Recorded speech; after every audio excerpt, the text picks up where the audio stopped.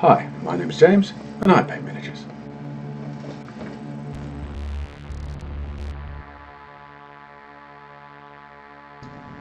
This is Spoon 37 Minis.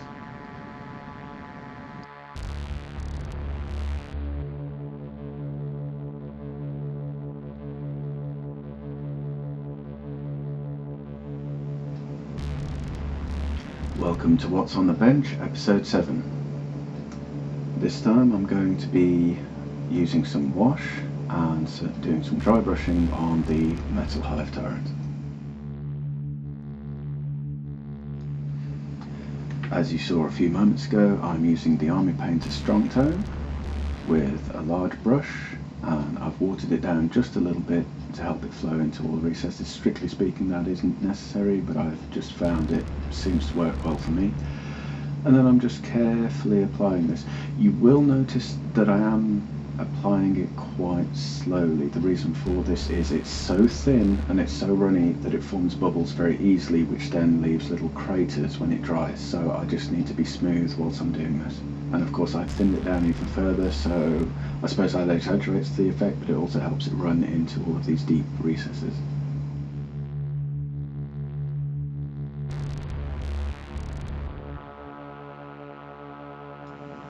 Now, if you've seen the Goliath video, I did make the point when using a wash on those that you have to make sure not to leave any edges when you're doing wash. In other words, you need to cover the whole surface of the flesh with the wash. Otherwise you get something called a tide mark, which can be very difficult to get around with paint later on. So that's the idea here. We're just going over every part of the model, just getting paint in. Even if I go over these surfaces where the arms will later glue on, it doesn't really matter as long as I get every part of it covered.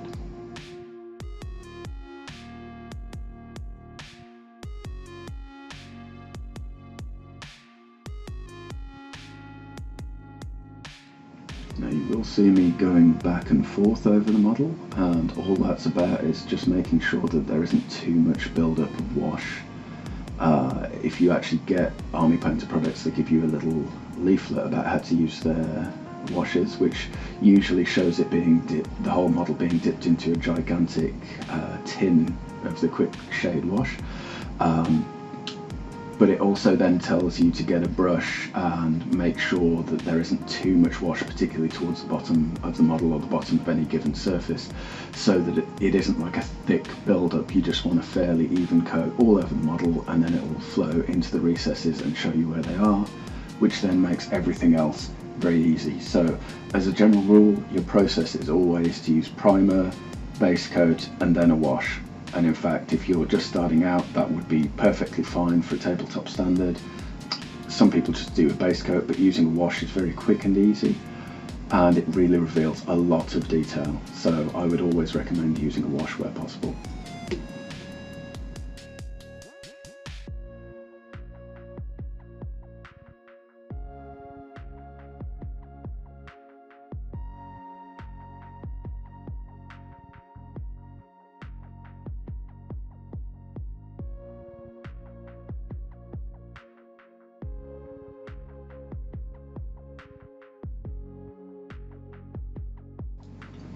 Now, I am using quite a large brush for this. I believe this is a size 3 brush, but this is part of a set of very cheap Kolinsky Sable brushes I found on Amazon. They're not actually very good brushes because they don't form a fine tip like most high-end brushes would, but I think the whole set of 5 brushes was about £8. So I really feel I can't complain at this point. They are nice brushes, they just don't form a fine tip. So for something like this, they're actually ideal, because all I need is a brush that holds an awful lot of wash, and therefore I can keep, putting the wash over the model in all kinds of places without having to go back to the palette terribly often.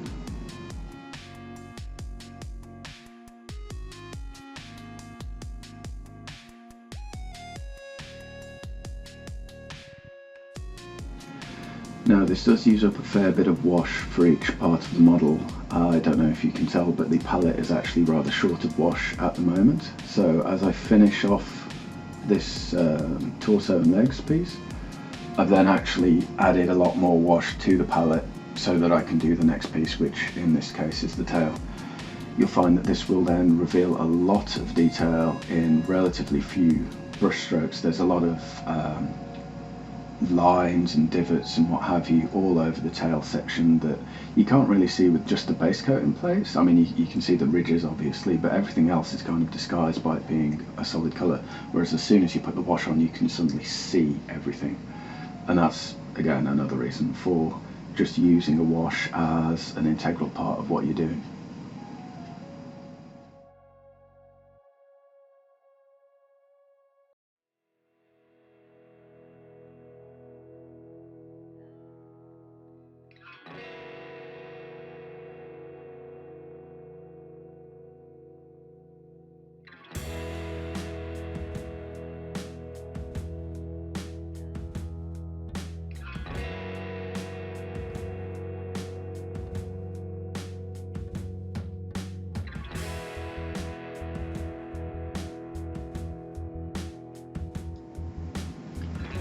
Now, when applying wash to the head, it's obviously extremely important to get it just right because it's going to be the focal point of the miniature.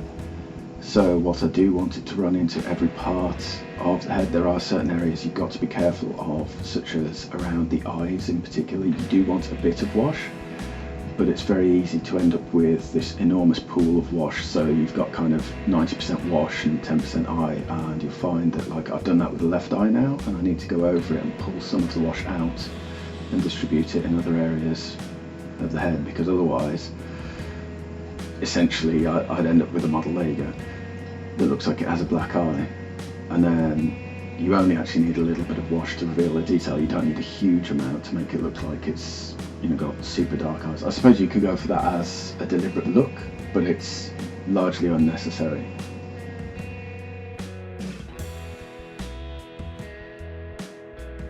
Just applying wash to the sword arm now. You will find that I've got the brush really loaded up, so this is going on a little darker in places than I had intended. I didn't particularly notice that at the time, so unfortunately when I've come to highlight it a little later on, the arm has ended up ever so slightly darker, so I've had to go back in and do a little bit of corrective work later on. So just do watch that, because at this point I was thinking, you know, hey, I'm doing pretty well, I've just got a couple of bits left to do, let's finish it. Obviously I got a fair bit of wash on this arm, made it quite dark, so probably used a little bit too much there. No such problems on the whip arm though.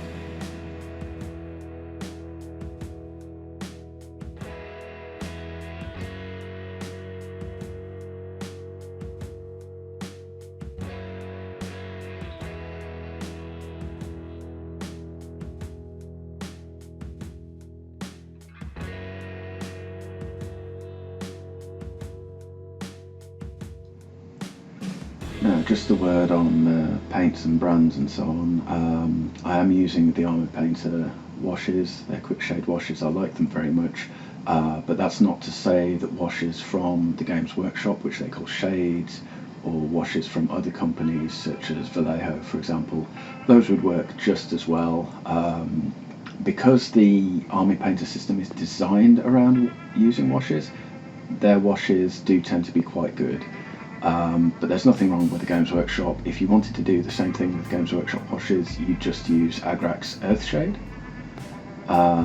That would work just as well. It's roughly the same colour. It's a dark brown wash, and it should run into the recesses just as this does. So I can't imagine you'd have any trouble with different brands. The principle is always going to be the same. It's just you put it on with a big brush, you let it run into all of the recesses. If it builds up too much, you use the brush with either less paint or no paint on it to wick away any excess just by soaking it up into the bristles of the brush, which you can then use on a different part of the model if you've not fully covered everything yet.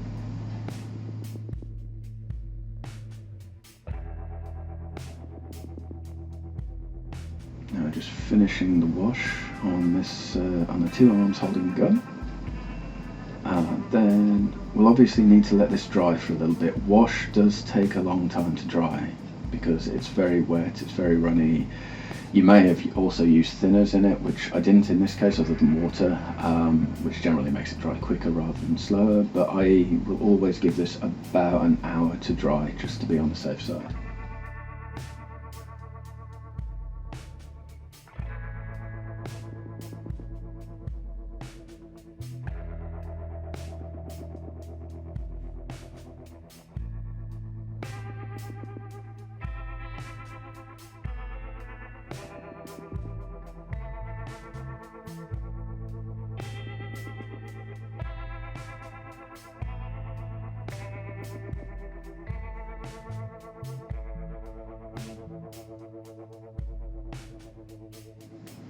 Now that the wash is done, we need to start highlighting, but what I've found is, particularly on these old metal models, the best technique for doing this is actually dry brushing with the original base colour, i.e. Games Workshop Mephiston Red. So you can see here I've got a small dry brush from the Games Workshop. I've dipped it into the paint pot, put it on the palette just to make sure there isn't a real excess, and then wipe most of the paint off. And then all I have to do is well, not that carefully really, move the brush back and forth over the model, just anywhere where it was red and it's got wash, and just wipe it back and forth, and it picks up all of the raised edges on the model, so that then when it comes to doing further highlights later on, I can see where all of those raised surfaces are very easily, whereas I'd have to kind of make it up on the fly if I just decided to go, right, I'm layering with a lighter colour. So this just helps pick out the highlights. So I've picked out the recesses with the wash, and I've picked out the upper surfaces, the raised surfaces, with some dry brushing of Mephiston Red.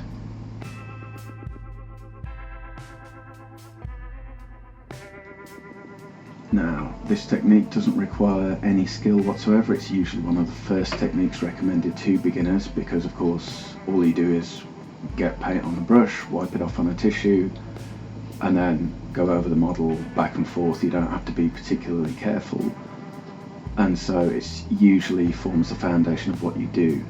Now, on the Goliaths, I dry brushed lead belcher, which meant that I couldn't then dry brush the flesh colour, the Bugman's Glow, so I had to use different methods, whereas with this, because I'm not too worried about overspill, I can just dry brush back and forth, as this is essentially the first colour I'm painting, and anything that's black, that needs to be black later, I can go over with a bit of a Baden black once this stage is done.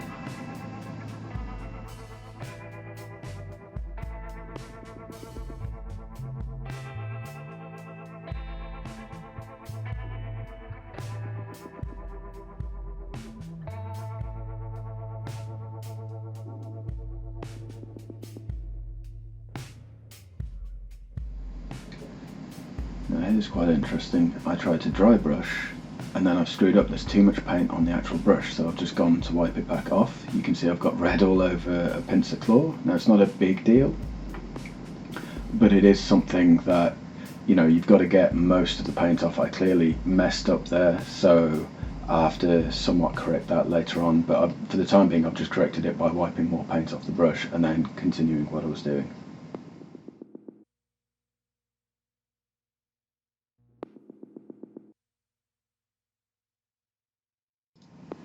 Now if you wanted to, having base coated, washed and dry brushed the model, you could just leave it there. It would be a little bit darker than the intended final colour, but it would actually suffice because of course you've picked out the recesses, you've picked out the highlighted surfaces, so you could leave it there. I'm going to highlight it further than this by a process called layering, which will come up in a future video. So you'll actually see the full process from primer, base coat, wash, dry brushing, layering, highlights, layering, highlights, layering, highlights, and then edge highlighting. So you'll actually see quite an in-depth process going on, and since I've come back into painting, I actually paint that way. I paint the full colour, fully highlighted, and then I move on to the next colour and I fully highlight that, and the next colour, and the next colour, and the next colour, and so on. Whereas when I started off, I would have painted all of the base colours first and then tried to highlight them afterwards, which is fine to get them onto the tabletop and then get them to what Games Workshop now call parade standard later on, but it's not very good if you want to have like a really well painted model right from the get-go, which is more the kind of MO I'm going with at the moment, to just try and get a really good paint job to start with and then move on to completely the next model.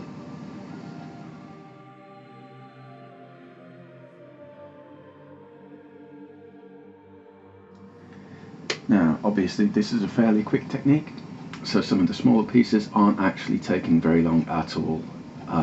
As you can see, you just brush back and forth. I am having to steady some of these by pressing against the part or the wire, because otherwise they wobble around. As you can see there, just stabilising it with my finger. And of course I'm only doing the red flesh parts. All of the other parts will be painted different colours later on.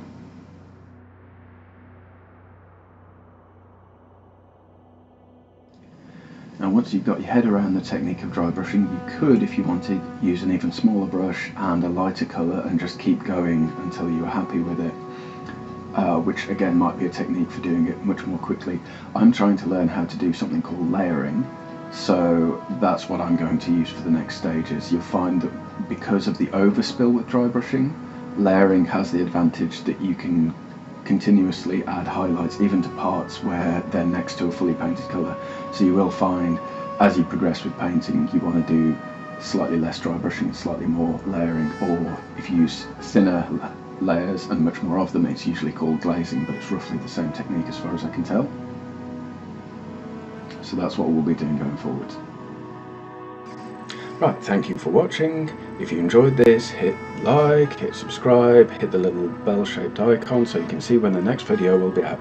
I hope that will be soon. Thank you for watching.